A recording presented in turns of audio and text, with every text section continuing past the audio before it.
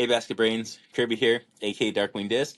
And growing up, I had a friend named Philip, but then he had a weird lip surgery where they removed his bottom lip, and now we just call him Phil. Alongside me is Ollie DePina, and he told me he hates when people say that age is just a number. He said clearly it's a word too. Welcome to episode 58 of the KO Disc Golf Show. Episode 58 is the Growlithe episode. Famous players to wear the number 58 is Jack Lambert. And I also found that the Las Vegas Golden Knights retired the number 58 in honor of the 58 victims from the Las Vegas shooting. Famous players or Red Sox players that I really like that wore the number 58, Jonathan Papelbon. Great closer for the Red Sox for a very long time. Mariners players that wear the number 58, we got currently Luis Castillo and Doug Fister. I barely knew her. And for the Sabres, we had John Gilmore. All you want to hit us with the Kraken and the Giants? Kraken, we do not have a single soul. And then for the Giants, honestly, a really goated number, 58. One of my favorites, Carl Banks. So good. And really cool to hear. Looking into it, I was like, wait, why isn't his number retired? Because I saw some other guys wearing it. It's cool that he wants other people to wear that number and, play with that number. So that was hype to hear. And I guess another one would be Antonio Pierce from the other Super Bowl winning team. And he's a NFL head coach that just got the boot from the Raiders. So I think he's looking for a job, but pretty cool. Those are for 58 for the Giants. That's a pretty cool thing to be like, no, like I know like you guys want to retire my number, but I actually want to see my number on the field, year after year kind of thing. That's a pretty sweet thing for him to do. Yeah, not too many guys win 2 Super Bowls for your two-time Super Bowl champion, so it's pretty sweet. Yeah. It's definitely like you got whatever you want kind of thing. Yeah, that's really awesome. Before we get into the episode, I am going to ask that you all tune up the band real quick, and I want everybody to hit a sweet chin music right on that like and subscribe button. We very rarely ask, but go ahead and just pop one right on there for us. Ollie, how you doing, man? How's everything going? Going well, Curve. It's going well. I had a pretty chill weekend, just working. A lot of breakdown of some form stuff and just having some nice time with that. Getting ready for GoThrow and yeah, just kind of having that excitement there. Watched some of your coverage, which was fun on the Cascade challenge this weekend, and cool to see pros throwing around that course. And that layout was awesome. I really did like that layout too. We'll get into that later, but I had a good week. It's been chill, kind of trying to enjoy the sun and where it has been, and it was sunny yesterday, but really, really windy. So that was a really fun, interesting day. But it's been pretty chill on my side. Nice. Yeah. Yeah, I'm curious to see if the wind keeps up for GoThrow this weekend. If it is really breezy out there, Golds is going to get really, really difficult. Which I don't know, kind of fun at the same time. I think it's going to be a very fun tournament just because of the fact that it's not sanctioned. So there is a sense of just go for it, dude. You know what I mean? It almost doesn't matter. It matters, but it almost doesn't. So just kind of, yeah, I'm seeing it as more of I'm going to try to enjoy myself and just play a little more aggressive style golf than I normally would kind of thing. But yeah, the weather's been crazy. We'll get right into it. I played Cascade Challenge this past weekend. I had a really, really good weekend of disc golf. Really awesome, just weekend of life. In general, I would kind of say. Yeah, couple people I want to shout out right away. As we get into it. Jared McGlinchey, over on hole 13 on Saturday and then hole 18 on Sunday. That dude was running back and forth. He was legit hustling nonstop. I think he said he did 25,000 steps or something like that just on that one hole on Saturday. Jeez. Yeah, no, he was. That hole was gnarly, and we genuinely needed somebody down fairway looking out for our discs and stuff like that. So. That was really, really huge. Janice Z. Jones, I saw her out there all week. She's literally with a leaf blower, blowing fairways and cleaning up areas around the basket. And she was out there collecting garbage all week and stuff like that. So, Thank you to her. Kayla Ority and Don Ority were out for all three of my rounds and following my card the entire time. So that was really cool to kind of have their, support and kind of see them back there. Matt Oberstaller and his girlfriend, they followed me like the entire weekend as well, which is really cool. Peter Anderson and his crew, they were out there following along. I saw like Jason Kenway, and a lot of like the Cram crew down there and like that kind of thing. So a lot of the locals came out. It was really, really cool to see. Like normally, I'll say normally when you play like a Stellicum tournament or something like that, you get a lot of the South End guys. And then if you go up to like like Falling Barn, you get like a whole new crew of people up there. This was really cool because it was everybody from everywhere. It was all the different pools of disc golfers. All kind of coming together. Like Chuck didn't know who Jared McGlinchey was. He's like, no, I don't know that guy. I'm like, that's really surprising because you two are like heavy in the same circles, and like that kind of thing. So, really, really cool just seeing like all of Washington State, come out and support like this event, and it really made the event feel really, really special. Um, I'll just kind of go like day by day. Friday, I had a amazing card. I played with the best player in the world, and after watching him play, there's no doubt in my mind that he's the best player in the world, Gannon Burr. I played with him, I played with Yuli, and I played with Taylor Coulomb. Um, I don't know how to explain how good Gannon actually is.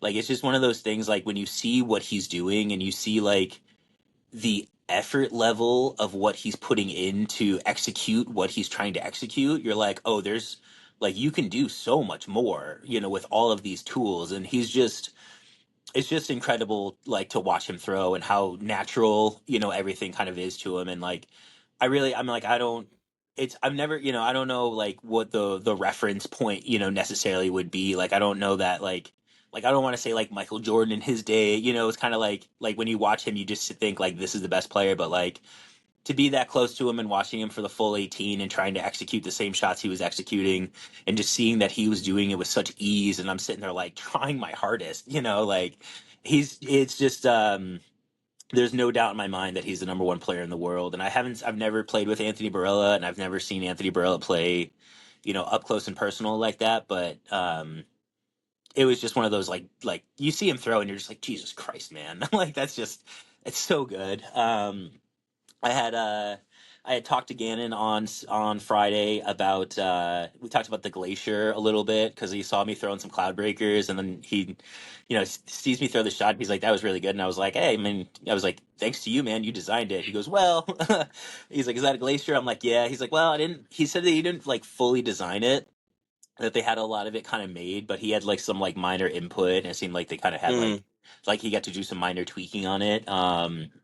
And the one thing that he told me that I was like, oh man, that sounds really awesome, is he said that he's looking forward to them making a glacier and an S line style plastic, more of like that star kind of like Yeah. tackier feel. So that's something, I mean, like I'm personally like really really looking forward to, and I think it'd be really really nice. We talked like cloud breakers for a little bit, and he told me something interesting. He said he has a run. He has like Discmania sent him a box of 25 cloud breakers that. The cloud breakers that he has are like the Glow Horizon ones, and he said that Discmania just like put a bunch of like sea line, or they blended a bunch of like sea line plastic into it, so it Hmm. wasn't straight up just like sea line glow. It was sea line glow mixed with sea line. Hmm. And he's like, I love these. He's like, they're super super overstable. He said, but the issue is that he had 25 of them in the box, and only like five of them came out like good, and the rest of them have like big like thumbprints or like indents and stuff like that. They just didn't come out of the machine very well, kind of thing. So I Hmm. thought that was really interesting to kind of hear like yeah, Discmania is kind of like messing around with like different types of like plastic blends and stuff like that, and trying to kind of curate some special stuff. I asked him, and I got to message him maybe like today or tomorrow. I was like, do you have any like these blue ones? And I showed him the one that I bag, and he goes, I might have a couple of those. And I was like, pfft. I was like, we'll talk after the round. I was like, but I definitely like need like one or two more of this specific run. Yeah. Um, and I think they're too flippy for him anyway, so it might like work out in my favor that he's like, I don't want him anyways, kind of thing. So um, that was kind of cool. And then It was funny. I was like hole like 13 or so. He and I were like him, myself, and Yuli are all talking about like the later holes, and he's just like, "Well, 16 and 17 are those forehands." I go, "Oh yeah, those turnover holes," and he like shoots me a look, and I shoot him a look, and he goes, "The forehand holes." I go, "Nah, the backhand turnover holes." He goes, "Okay, okay, we'll see." And then we each went one down on 16 and 17. Like we each got one birdie and one par, and I kind of walked away being like, "I wasn't wrong," you know, like it's like it was all right. Like we actually Yeah, had no, I feel that. so it was cool. It was cool kind of being able to show up too and not getting like smoked by him. You know, like he shot four down that day. I think I shot two down that day. So, Yeah. you know, like I was like hanging for a lot of a lot of it. Really crazy. I mean, I took the box on hole three of that event, like of the first round. So walking into hole four, like I had like taken the box, and I was just like, man, had you told me yesterday that on hole three, like I would have like the first throw, or on hole four, you know, I'd have the first throw, and I'd be the only one to birdie hole three on our card, like I would not believe it, you know, like just that wasn't in my realm. So yeah, just I was just throwing good shots. My essence actually crazy. I don't even throw the essence that much, but some of those like really long, like left to right turning shots, I just don't have like the forehand to kind of get there, like 420 in that. So just throwing the essence on hyzer and letting it flip up and then kind of pan to the right was like giving me birdie looks on like a lot of holes that I really didn't have much right having birdie looks on, which was really cool. Um, I got talking with Yuli a bunch on Friday. That was really awesome to get to talk to him about just like making it in disc golf and you know kind of like what you got to do you know to make a living and you know do disc golf as like a full-time job and as a career and you know he got very real and very honest where he's like you know a few years ago I was actually thinking about like leaving disc golf completely. He's like it was hard to make money, and this is right about the time that he came to Seattle where he was having I think his ACL, was it like his ACL or something? Something. I can't. I don't know off the top of my head. I don't It was remember. like something in his knee, I remember. But he's Hmm. like, yeah, like I was really, you know, really struggling. And he's like, I was actually thinking about like giving up disc golf and just becoming like a ball golf instructor. He's like, you know, so much easier and you have a family and, you know, kind of do all that stuff. But he's like, I gave myself like a 3-year plan. I said, like, you know, after this amount of time, you know, we're going to do everything I can. If we can't be making it at that time, he goes, and during that time, I did everything. You know, he said that he did the what is it, the Raptor, right? Because he saw how successful the Firebirds were, and he's like, "Hey, if I can kind of get my own version of that, you know, that's going to help me, you know, make it in disc golf and give him some longevity or some more longevity." You know, he said like jumping in on Jomez, doing like tour life, like coaching and all that stuff. That's just like different avenues of him making money and different ways for him to kind of expose himself. You know, and then kind of gain popularity or help you know sell discs and kind of keep himself like in disc golf that way and basically just figuring out a way that he can keep himself in front of people, you know, keep himself on tour, you know, and be successful without having to win week in and week out, you know, and have these top 5 top 10 finishes because that's just not, it's not realistic to like kind of base your sole income on just like that kind of thing nowadays because there's so many good players on tour. Like you know you could have a top 5 finish and then the next week you could be fighting over cash and then the next week you know be you know even worse than that kind of thing. So Hmm. um just really really cool. I mean it was really good because I feel like I've had a very similar trajectory as Yuli has, just kind of in a different way, and obviously on a much smaller scale. You know, a few years ago, like during COVID, you know, I was leaving kitchens and kind of wondering, like, what am I, you know, what am I doing? I'm not happy cooking all the time, and I really love disc golf, and I want to figure out a way that I can, you know, sustainably, you know, work in disc golf and disc golf for a living and do that kind of thing. And, you know, I started coaching and, you know, grinding and just kind of doing all that stuff. And, you know, luckily I met Brian and I'm, you know, so fortunate, you know, to have a business partner like that and to open up ECD and like that kind of stuff. But yeah, just doing all that and talking with him about that kind of thing and, you know, what it takes, you know, to grind it out and to make it was really cool. I really liked it. Um, we had a really cool. I personally had a really cool moment on hole 18. I threw like a really sick drive. It was the best drive I threw on 18 of the weekend because round two and round three were not good. But I threw it like way down there, and I hear Yuli behind me just go, "Kirby's just out here throwing dimes all over the place." And then Gannon standing next to him goes, "Of course he is. He's throwing my discs." And he really kind of How? And like Yuli looks at me and goes, "Why aren't you throwing any of my discs?" And I was like, "Bro, like hook me up with a sponsorship and we'll talk." Like so like it was just a cool like why aren't you throwing me, man? And like, that kind of thing. So That's really, so really hard. fun. That's so Yeah. cold. Yeah, So, you know why I dotted that up. He's yeah, throwing yeah. my discs. That's Yeah, pretty. it's got my name on it. That's So kind of yeah, cold. That's kind of cold. it was Iceman. sick. It was really sick. Um, so Saturday, I had the fucking goat, Chuck Knudsen on the bag all day Saturday and Sunday. That dude, he's I've had a lot of great caddies in the past. Chuck is like one of the best caddies I've ever had. He's got a really good like golf mindset. There was only one situation that he definitely should have been like, stop.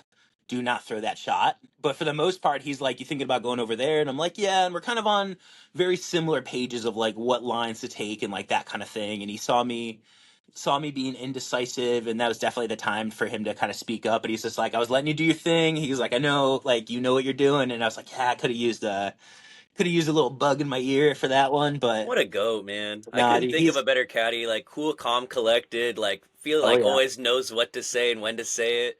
Like Hmm. every time I've talked to him, I just felt like, damn, like that guy just. I was like, I just don't know, and he knows. Yeah. I'm like, Dude, and it's super like he's awesome, and we went to Pud, ahead of time, and we were like throwing some shots. So he's like watching me like throw this disc and that disc. So he had a pretty good idea of like what discs I was feeling really confident in hitting, and kind of throwing on what angles and like that kind of thing.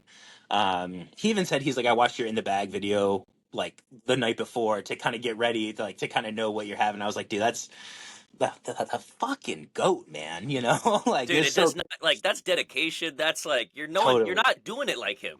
Yeah, it was awesome. And yeah, it's also super cool to like roll into the player parking lot and everyone's head just like shoots towards this like sick blue Corvette just like strolling through casually, and he's the most like unassuming guy to be driving a Corvette. Like he Dude, really is just driving a Corvette because he freaking loves fast cars and stuff. Like it's such a funny like the first time I met him and then to see the car he got into, and I was like, really? you should have parked down the street and then drove in together in that. Right, dude. It would have been fire.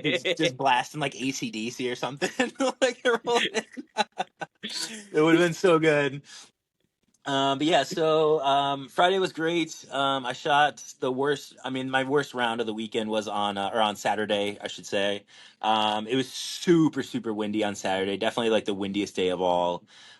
Just a couple of like small mistakes. Same thing that I've been talking about week after week, and it's something that Chuck and I talked about. Kind of after the round and after the tournament. It was like, hey, I was like, when I say on the KO show that like I'm making these minor mistakes that like I shouldn't be making. Not throwing a good shot from 150 feet out, getting to the pin, like throwing a bad shot there to where I have to throw like a edge of circle putt and stuff like that. And, missing like a 20, 25 footer, like little stuff like that I need to clean up kind of thing. And he's just like, yeah, I totally see, like little stuff here, little stuff there, that one shot. I tried to throw like a backhand turnover when I 100% should have thrown a forehand just like on the right side of the tree and just like up. Instead, I tried to get cute with it, and I tried to, I'm like, oh, I've thrown this shot so much in the past. It's like, well, afterwards, I was like, I've only thrown that shot so much in the past because I wasn't as good at throwing the forehand as I am today, and I didn't have as much confidence as I have now. So just like little stuff like that, where it's just like, hey, if I make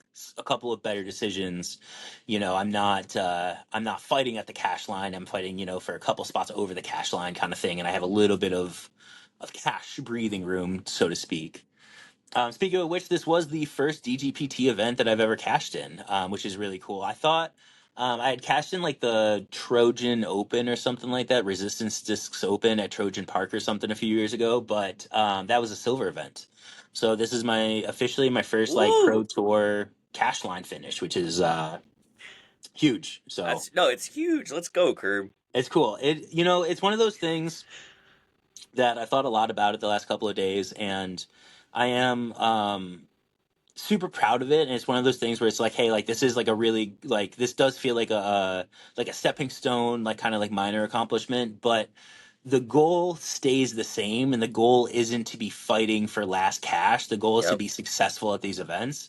So while I do see this as like, yes, I am super happy and really again just like so appreciative and fortunate of all the local community, kind of rallying behind me. Like this isn't like, okay, cool, I've done it. It's like, no, no, no, there's still so much work to do, and Yep. there's like, so much to grind out still, and get so much better. So, um, yeah, just a stepping stone, kind of to make my Yeah, way kind of up. it's So, great momentum. I feel like to pick up a cash in at a pro tour event, like you're saying, for the first time earlier in the season. Now we're gonna go into like some really fun, bigger tournaments for our local scene, where I think it's just really exciting. Where like I know BC Open's gonna be really cool, and like there's oh yeah, like all these like big ones down in Shelton and Stillicum, and then we got like the Northwest Series. So I think it's awesome, and I think it's exactly hitting it on the head. Just a stepping stone, and yeah. really just shows like I feel like it like for like you on a great day, you're even higher up there. So it's like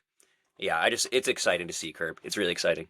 I appreciate it, man. Yeah, getting your texts every day was definitely like I wish I super could have awesome. been Yeah, there. yeah. I really, I'm like, I cannot call out to work and from now until the BC Open, or I'll get the BC Open time like not okay approved. So I'm like just sitting there like, do I just say like, I was like, do I find a way to work around it? Do I stop? Do I quit? I was like, do I just quit and go to Shelton this weekend? Do But not quit your job. Do not quit your job. Let me be clear. Do not. but I always will hit you with that text, and I'm always rooting for you, buddy. Yeah, the Red Sox memes you were sending me this week were great, Dude, dude. now that you can send pictures on Instagram, I was like, dude, I'm using GIFs on all your posts now. It was yeah, no, it was awesome. Yeah, you and Derek texted me on Sunday at the exact same time with like the same message that was like cash baby, and I was like, yo, like you guys both said like the same. You like worded it the same way. It's so funny. It's so funny. Um, Parker Welk, I played with him on Sunday, and then him and Jake Brown stopped by the shop yesterday. It was really cool. Parker Welk's like one of the nicest guys on tour. So awesome. He's so He like, go ahead. he has some swagger to him. I like like he makes some videos. He's like putting and like looking around. I was like he got some swagger Oh to him. yeah. I like him. His like setup for a throw is like the most minimal thing ever. Like he just like steps onto like the middle of the tee pad. Disc is like down to his side. So he like steps up, looks at it, takes a step back, and then he just throws. And you're like, whoa. Like he's super efficient. I like playing with him because he's Yeah, really quick. Like I like playing with people that are quick. I like playing with people that are like deliberate with what they're doing. I don't like the people that just like stand on the tee pad and they're just like micro adjusting, their disc, and they're micro adjusting their arm, and they're just taking forever. It's like, God, like just throw it, like it's like just let it go, man, let And it I like to, fly. yeah, I like to take my time, but I feel like I'm pretty deliberate with like my setup and that. Um, Jake Mon, I played with him on Saturday, I think it was, and that dude wears like a size 14 or 15 shoe. Like I wear like a size 12. Really I'm like a 12 and a half, so I'm always like busting out the size of my shoes. But I like like stood next to him and I was like, Jesus Christ, and put my foot next to his, and he looks at me and goes, Jesus Christ. He goes, you got a big foot. And I was like, look at yours. He goes, most people look at my feet and they look like children next to me. He goes, yours is like, he's like, God damn, bro. And so that it was just a pretty funny, like we're both kind of looking at each other like, Jesus, what are you doing, man? Uh, So that was cool. That was funny. And then I will say, so this was kind of the it turned out to be the highlight of my weekend, I would say. But definitely was one of the like, what are we doing here kind of situations. So day three, let me be clear first, all the volunteers in that awesome, right? And that's something that I definitely like make it a point to do. And even Chuck was like, yeah, you do not miss a spotter or that. Like I make sure I go to every spotter and say, what's up, man? Thank you, appreciate you. Even the people at Tournament Central, before we're starting, I'm like, hey guys, like thanks for being out here, appreciate you guys. Even like the people sitting on the island hole. Like when my card finished the island hole, I would look at all like the people sitting there just like spectating. I'm like, hey, like thank you all for coming out. Like just so appreciative of just this event being a success and that kind of thing. So uh uh the announcer on Sunday was going through and doing like your career accomplishments. You know, he's like, this guy has $50,000 of earnings. This guy has, 140 win. I think Scott Withers has like 150 career MPO wins or something. You know, like just like he's going through stats. And I know I'm going second. So he starts and he's like, this guy has cashed at 8 events this year. And I was like, I don't know. I played that many events. Like, okay. And then he's like, he did something at the Umpqua something something. And I was like, oh, not me. And he's like, Samuel Snyder. And I just like kind of froze and kind of like looked around and like took a step back because I was like, well, that's not me. And there's just a moment where like he looked at me and I looked at him and I was like, that's not me, man. And he's like, what? I was like, I'm Kirby. He goes, oh, okay, Kirby Snyder. And then there's a couple of claps and I'm like, all right, that's They whatever, did get man. loud. Watching the live coverage, was like really quiet. Like all the audio is pretty like quiet. But then when they did finally, you could hear him say Kirby Snyder. When you did say that, it was like it did get loud for it. So it was hype. But I was watching this on the live stream, the whole one live stream, mouth to the floor. I was like, and then I'm like, obviously they're saying like not even saying Kirby. And then when they said it was like someone with a similar last name, I was like, oh, they messed up. And I Yep. saw you when they said it, you like walked off off the like camera feed, and then I was like, okay, good. And then you walk back in, you're like kind of waving, and you're like, I was in awe, in awe. Roxy was also in disbelief. She was like, Roxy was ready. She was ready to fight. She was not happy. It was so yeah. I mean, definitely like a little like, oh, come on, dude. You know. So he goes Kirby Snyder, and I was like, all right, thanks. And I set up my shot, and I hit the Mando. Like I hit the Mando sign. But it went So right? Yeah. to the left, yeah. So Oh, okay. well, I hit the Mando sign, and I kicked like straight backwards. So Okay. I was like, I mean, I threw it less than 100 feet off the tee. Less than 100 feet off the tee. I didn't miss the Mando, but I'm less than 100 feet off the tee. Next two people throw, and I'm walking up to my short walk to my lie, and on my way to my lie, he goes, Kirby Snyder has cashed in every event he played. And I kind of like look to the side and I think to my head, I go, well, that's not true That's either. also Because like a fake stat. yeah, I came in 93rd place at Champions Cup 2 weeks ago, but thanks, buddy. Appreciate it. And he's like, he's from Seattle, Washington. He's done the Kirby Snyder. And then there's some more claps. And I'm like, I'm waiting at my lie for him to like finish doing this thing. And I'm like, we've already fumbled the bag, like. Dude, that first shot was just Sam. Yeah, Kirby that played was the Sam rest. Snyder. No, So no, no way to catch a stray though. here's where the story kind of turns fun. So I'm like I said, like pretty far. I'm like I haven't beat the Mando, so I'm on my foot and I'm straddled out here, and I've kind of got one of these big. I got a drop in my hand. And I'm just trying to like pitch it around the Mando, and I know that there's a wind going right to left. So I was like, just throw it like up in the air, like try to get like the bottom exposed, and maybe something cool will happen. And I just get it up, and I get it around the Mando, and I kind of see it go, and I'm like, ah, it's fine. And all of a sudden, I hear a bunch of cheers, and I was like, oh, like all right. And I get up, and I'm like 28 feet from the basket, and I was like, wow, like that's.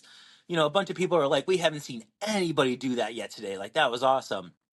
And then I can the putt, and the crowd goes crazy. And it's like there's, I mean, 30 people, 40 people standing around, like all cheering. And the loudest cheer of the bunch is this like little baby girl who's like 6 months old, 9 months old. Like she's like a baby, and she's screaming. "Ah!"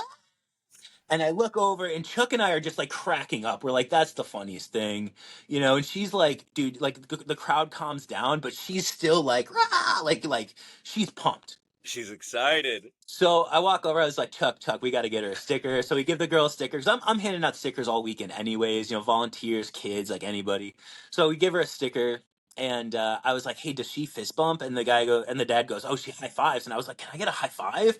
And I kind of get down, and the baby gave me a little like baby high five, and I was just like. I look at Chuck. I was like, "We're gonna have a good day, man. Like, it's gonna be a good day, bro." And like, it ended up being pretty good. So really fun. Yeah, baby high five kind of got me going for the day. That's for sure. And then last shout out. I I wish I could remember his name. The stat keeper that we had on Sunday was a kid from Puyallup who came in like with his whole family. He was so awesome. He was like helping us find discs. Like he was like chatting with us. Like he was hilarious. Um, but he saw his brother out on the course. His brother was helping spectate hole 12, I think, and his brother's like, "Hey, check it out! Like somebody gave me a disc," and he's like, "What?" And his brother's a couple years older, so his brother's like, "Ha ha ha! I got a disc and you didn't," kind of thing. So at the end of the round, or at the end of the day, I look at him, I go, "Hey, like, come here," and he comes over, and I give him a sick cloud breaker. I had an extra cloud breaker in my bag. It's really nice, like Horizon one with like a flower stamp, and I was like, "Hey, buddy, like." Take this. I was like, this is yours. I was like, but I was like, you got to go and like show off to your brother. And he's like, yeah. And I was like, yeah, just go up to your brother and being like, look what I got, ha ha ha, kind of thing. And so I hope he got good satisfaction. Like his brother got some like S line MD1, which is nice. Sure, sure, sure. It's no cloud breaker though. So Ain't no cloud breaker. nah, hook the kid up, you know. Um, Once again though, really appreciated like everybody coming out. Like it was so cool. It was really cool from like not being there and seeing how like big that event was. Like big shout out to just Washington community. And like you said, it was people from the north, the south, the east all coming together to like support this, where when I saw like everyone surrounded 18 with AB winning, like that was so cool to see, and that's the energy we need, and I think it's going to keep this event on the Pro Tour, and it yeah, it's I'm so happy with it. It's so awesome. Yeah, I really hope, and this is, I mean, something that I talked to a bunch of different, you know, touring guys out, you know, this past week, and asked them, I was like, do you guys like this stuff? Like, do you like this course? And a lot of them were like, I do. I don't like how lucky woods golf is sometimes. It's like, well, you can't really do anything about getting lucky here and there, you know, throughout the woods. For the most part though, like it seemed like everybody on tour really enjoyed this layout. They really enjoyed the course. I really hope, and this is something that I would, if anybody asked, which nobody's going to ask me, but if anybody were to ask me, I would definitely push to say like we should be playing this layout for every event we do going Yeah, forward. Shelton Springs Open, do the gold layout. South Sound Classic, do the gold layout. Like have MPO playing this all the time, so when this event comes around next year, we're not getting our butts kicked. You yeah, know, like by the time it comes around, like we're used to all these shots. We're used to the OB. We know where we're trying to go. We yep, know what trees we're trying to beat and where. You know, iron sharpens iron. You know, so if you have a course like this, and we have a lot of the local pros going out and playing the course regularly, when this event comes around, you're going to see more and more of the local guys up in the cash, and you're going to have more and more of the pro guys, pro tour players being like, what is happening here? yeah, You know, like it's just going to make us look good and make us look so much better. So um definitely something I would push really hard for, you know, going forward consistently is just like, let's just keep it as is, you know, keep the OBs, keep it tough, and like let, you know, like that par five, I think I went 6-5-6 on that par five for the weekend. And I walked away being like, good scores, you know, +2 for the weekend on that. There's people taking nines, yeah, you know, like I saw several eights and nines out there for the weekend. So, um, that hole was sick too, by the yeah. way. Like that one and the new I one. love seeing that the OBs like that. I love Yeah. that. Well, even the new hole in the back, that par five that Yeah, like everyone was taking like big numbers on, that hole is so good because if you get off the tee good and then you throw a shot that does get honestly like a little lucky, yeah, like weaving and bobbing through trees, but if you hit a couple of nice gaps and you have like the disc on a right angle, like you can bite off. Like I was putting myself within 300 feet, 250 feet of the basket, you know, with on my second shot, and then it was fight, you know, yeah, through the last like 300 feet, which is like a really really tough stretch of trees and whatnot, but really really cool. And the whole after that.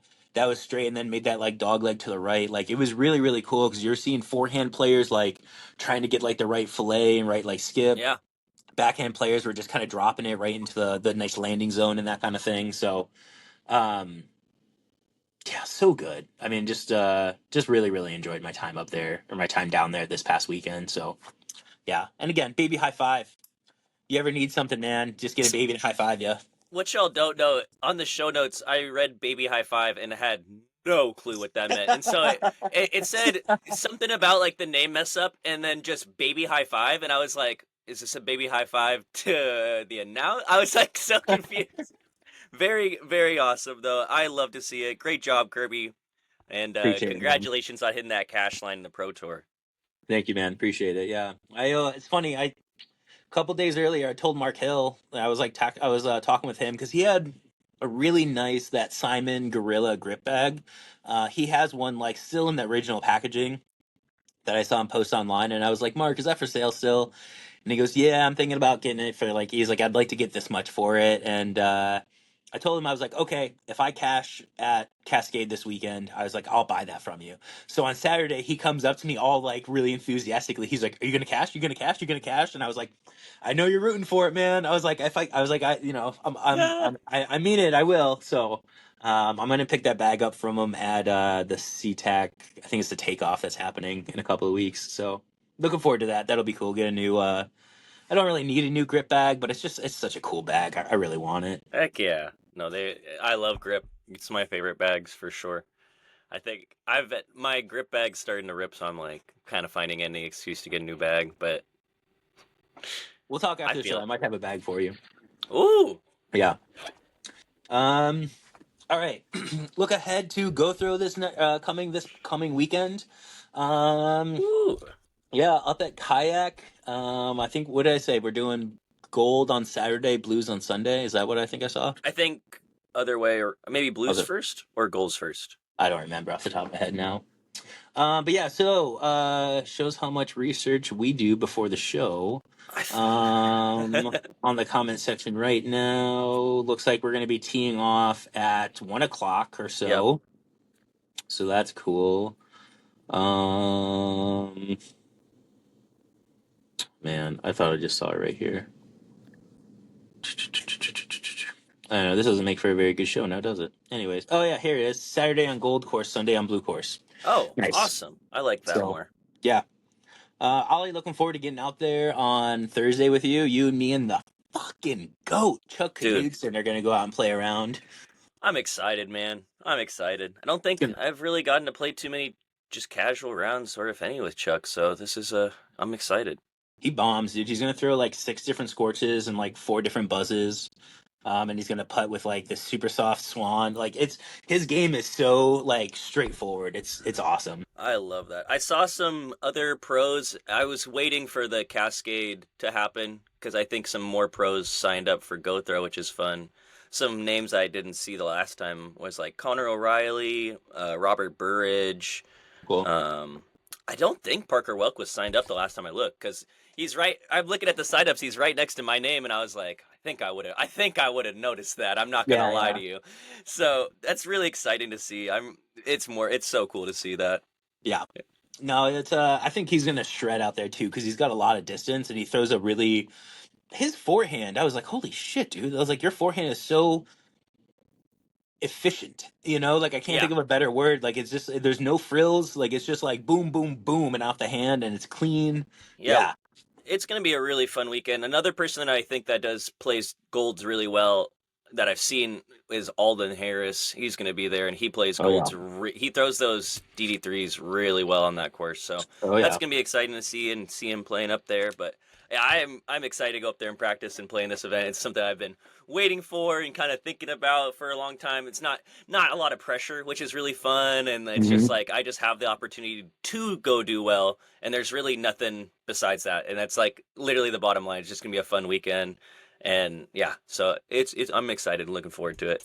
I mean, this isn't exactly like this isn't like a hot take or anything like that in any way, shape, or form. But I could really see like Marweed like just going like stupid here, just like going absolutely nut job because like a lot of those like he's got enough distance on the Oh backhand where God, I like didn't see he was there. yeah, yeah. So like the backhand, like hole one, like not going to be a problem for him because he can get that down there. But I'm thinking like holes like hole two and hole five, where he can just throw a forehand and he could probably like base it with a forehand. Like I bet, and then how good he is at putting too. Like I bet you Marweed's going to be like an absolute monster down there. That's gonna be yeah. Yeah, and then This is gonna be an exciting week. obviously Gannon. I mean that guy, his forehand, he's going to outdrive hole two on a forehand. It's going to be so stupid. Um, Yeah, I do. I am curious because I do. I have heard from a couple of the tour guys that are going down there that they had wished, kayak was open Monday, Tuesday. Usually like the weekly schedule for a pro tour player is Sunday you finish the event. You either leave Sunday night or Monday morning and you make it to the next town where you're playing your next event kind of thing. And you basically go right from course to course.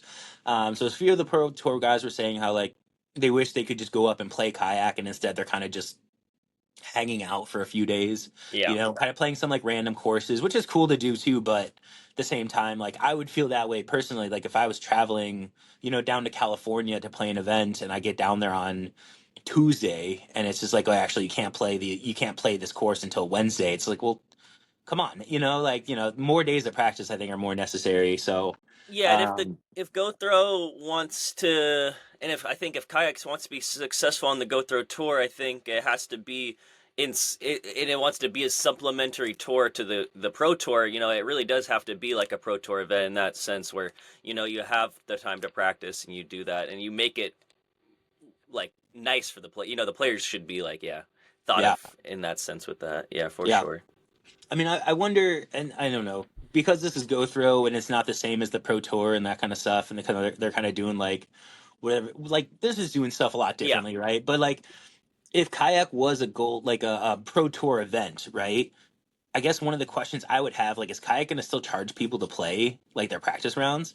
Because like I could, like most of the time when we go to these ball golf courses, like when I went for Champions Cup, it was a ball golf course. They didn't charge you to be at the course; they just charged you for like a golf cart, right? So you'd pay like $20 and you get a golf cart for the day, kind of thing. So like, no greens I, fee. no greens fee, just golf carts. So if I didn't actually like, I walked like a couple of the rounds, so I just didn't pay anything. You know what I mean? I just showed up and played.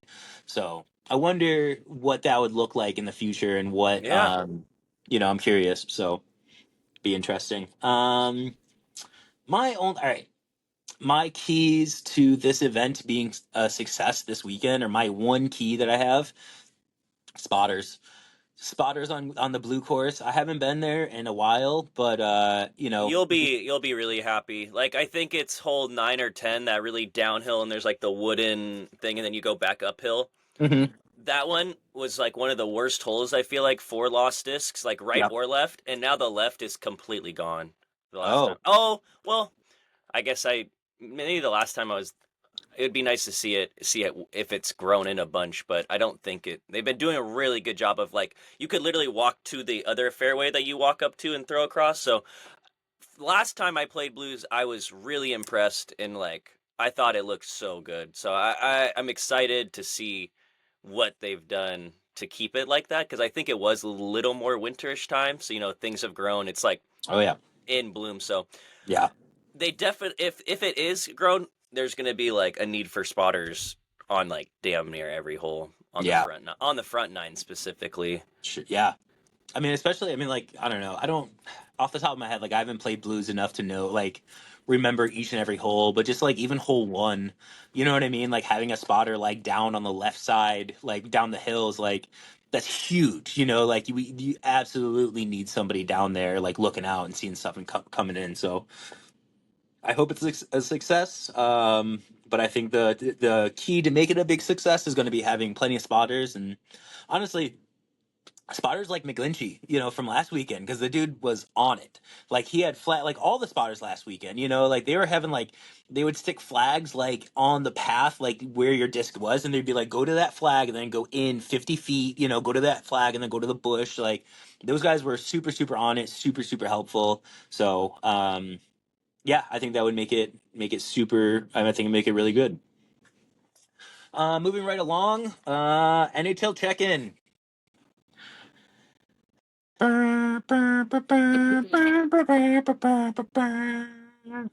RIP to the NHL check-in. We're done with that for this year, at least. Both of our teams just got bodied, bodied. So, Yeah, not good. nah, that's fine. We We'll get tried into with it it. next year. It'll be Yeah. cool. Yeah, maybe the Uh Sabres and the Kraken won't be too bad. I learned I have a new favorite like NHL entity. And this was a guy who is lives in Toronto, I'm assuming, because I think this is at like every Toronto Maple Leafs home games. And he is like famous for going to the games but always wears the other team's, like no matter what the team is, jersey. And he's like the most hater person I think I've ever seen, and I absolutely like the dedication. There's just a video of him like getting up and going like, and it's like always him just laughing and having. He looks like he's having the best time of his life. Like the other team scores and everyone's sad. He's just like, yeah, like and he's like wearing a Kraken jersey, he's wearing an Avalanche jersey, he's wearing. I was like, what is going on? Who So is this guy? I thought I was a hater. I just haven't been hating enough. Yeah, this guy, next level hate, man. Dude, it's crazy. If someone That's so funny. definitely look it up on something, but it's so funny. And yeah, there's like 9 different videos I've seen of it where he's just wearing, and I'm like, how many? Like, I feel like that'd be such a good way to be like, hey, all other teams in the league, send me a jersey. I will go to our home games and root for you. You know, Yes, like I feel like that's such a fun idea and so cool. that's hilarious. Number one hater in the world. Number one Toronto hater. D1 hater, D1 hater. That's right. It's so funny. I've been seeing some memes about like Toronto because they've only won. It's like the Buffalo Sabres since like the year like 2000 or something like that have won like 4 playoff series, which is pathetic still. But the Maple Leafs have won like 2, and the Sabres haven't been to the playoffs in 14 years. So it's one of those things where it's like the Maple Leafs like they may I don't know like there's hockey's got a lot of bad teams, dude. Like it's just stuff where it's like damn, like there's some franchises that are just like real down bad. Yeah, I think no, the Eastern Conference Finals and the Western Conference Finals are Florida, Carolina versus Carolina in the East, and then in the West it's Dallas versus Edmonton. So Man, interesting, should be cool. I don't even yeah. know who I want to win out of those. Kind of a fun week of sports though, because it's like NBA Finals. You got the Stanley Cup coming up, and Yeah, baseball's in full swing at this point too. So it's kind of yeah. exciting. The Eastern, I think the NBA and the NHL are in the exact same spot: Eastern Conference, Western Conference, and neither of them have started a game. So waiting for game one from each side, and then for NBA, it's Minnesota Timberwolves versus the Oklahoma City Thunder. Boo!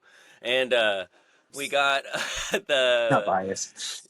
Indiana Pacers versus the New York Knicks. Yeah. Yeah, it should be fun.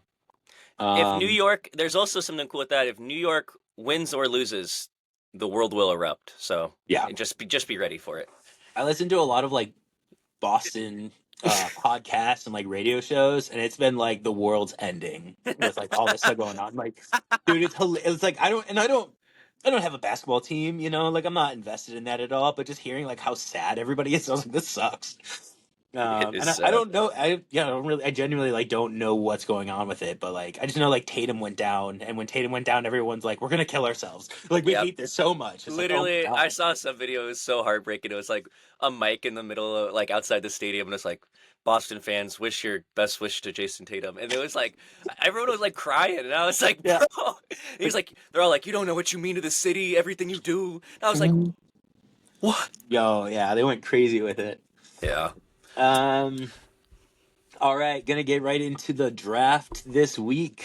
This week we are doing the cheesy draft, or cheesy stuff draft. I think more specifically is what we're gonna call it. I don't know, both cheese connoisseurs at this point. I'm gonna go first, and for the number one overall pick in the cheesy stuff draft, I'm picking puns. I Okay. freaking love puns. Puns are some of the cheesiest jokes. I'm sure we're 58 episodes in, and half of the intros are just bad puns that I find and I think of. So, yeah, puns is the number one overall pick in the cheesy stuff draft. Oh, I think I needed some more.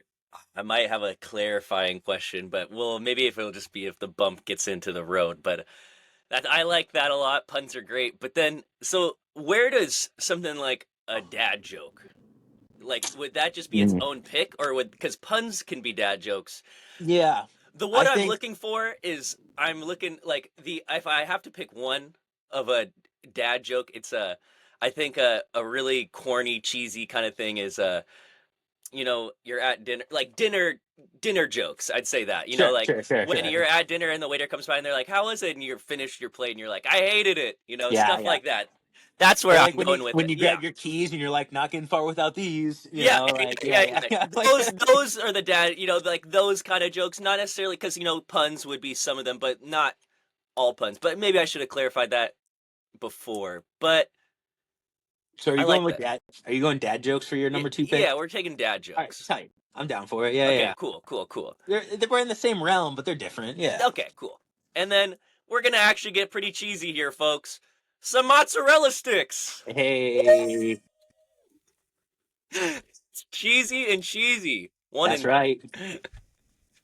Bro, I love those memes where it's just like, hey, do you want to eat like 12 string cheeses? Like, no, that's disgusting. What if I deep fried them? What if I battered and deep fried them and served it with mozzarella? It's like, son of a bitch, I'm in. You know? um, all right. So for the number fourth pick in the cheesy stuff draft, I'm gonna pick um mac and cheese. I love a good like Oh, mac uh, especially like homemade. Like I really don't like boxed mac and cheese very much, but yeah, if you go to like a yeah, restaurant, they do like a mac and cheese with like bacon or sausage or something. All day, man. Smash that. yeah. And then for the number five pick, pizza, dude. Oh, I shouldn't have left I that mean, slip. come on, right? We even did the pizza toppings draft a couple weeks ago. Yeah, no, that's Was that good. was that last week actually? That was last week. Oh Pizza shit. toppings with Yeah, Caleb. yeah, that was last week. All right. Oh yeah. All right. What you got for number six and number seven? All right. I think this would consider to be pretty cheesy, and it kind of takes a different turn. But the cheese wheel race, running down the mountain with the cheese wheel, that's pretty. Sure. I love it, dude. Hell yeah. That's awesome. Yeah, yeah, yeah. All right. I don't know why it popped in my head, and I was like, "Oh, run it, Nah, run that's just it!" yeah, literally run it. Yeah, yeah. Uh, it's got some cheese, and I kind of fucking love watching it. It's pretty great. No, that's the thing that happens in like Britain every year, right? Or something like that. And it's like everyone just But like like people races it. go, I think it's like people be flying there for Oh it yeah. now. Like it's No, it's people mess with it. it's funny watching people like tumble and then just like start flipping it and you're like, oh, that guy's dead. Like he's done. That's it. He'll never People walk really again. get hurt doing it. Oh It's like yeah. imagine you're going to the doctor. What happened? The cheese Yeah, race. you really got messed up by this wheel of cheese.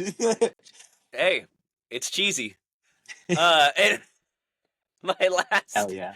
pick is going to be nachos. Some cheesy nachos. And I think that rounds Yeah, out dude. a pretty good and well versed list. I like my Yeah. list a lot. No, that's a really, really good list, man. You had dad jokes, mozzarella sticks, cheese wheel race, and nachos. Um, that's a good. I mean, that's a solid four picks, man. Not bad. I picked puns, mac and cheese, pizza, and I have one more pick, and I think my last pick. A couple of ideas I'm working through. I don't think I'm gonna pick like grilled cheese sandwich. That was on my Oh. list. Oh. Quesadilla was also on my list. It's basically just a Mexican grilled cheese sandwich if you think about it. Um, I think for the number eighth pick, I'm gonna pick cheesecake. Get myself a little dessert action in there. I Yeah. don't have too many cheesecakes, but I love it when we do have it. Another honorable mention I have was rom coms, just like romantic comedies. Those are Oh, that like would. I they're like was the cheesiest of all time. I was thinking, like, I was trying to think of like a really cheesy celebrity. That was like my other, but I could. Oh Nothing was popping up on top of my head as much as I could.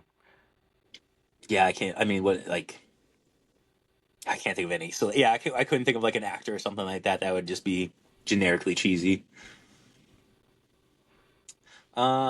All right, so yeah, I picked puns, mac and cheese, pizza and cheesecake. Ollie has dad jokes, mozzarella six, cheese wheel race, and nachos. And before we get into the outro, just want to say the new Cloud Breakers are gonna drop tomorrow. Definitely go check these Ooh, out. Absolutely filthy. Look at that swirl on there. Graphic is tight. I threw it a couple times this morning. It's pretty straight to having a really, really nice like overstable dump on them. So go to the Discmania store tomorrow, use the promo code Kirby20, or come on by here at ECD. We got a stack of them. Stack hell of yeah. these bad boys. So come on by tomorrow. I hope to see you. Yep. AGL's like first run of their stock release is on the website, so go and check those out. I have like a plethora of them coming, and they are so sweet. Um, Very excited about the new plastic and the new molds. Octo Ollie OCTOOLLIE at checkout for a percentage off, and then yeah, episode 58, very fun. I got a The only place success comes before work is in the dictionary. Vince Lombardi, aim Good high, one. shoot low, and we'll see you next week. Peace!